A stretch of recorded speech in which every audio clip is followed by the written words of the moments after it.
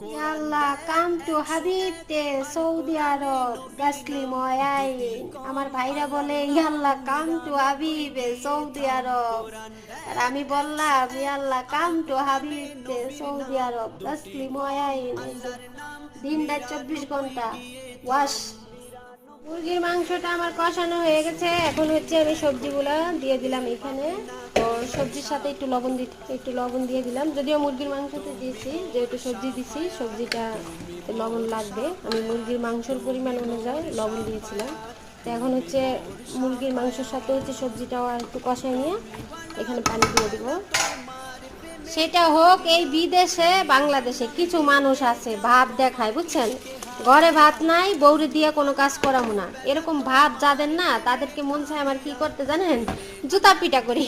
এই যে আমি যে বাসায় থাকি না, ওর স্বামীও কোনো কাজ করে না, ও কোনো কাজ করে না, বাপের উপরে মায়ের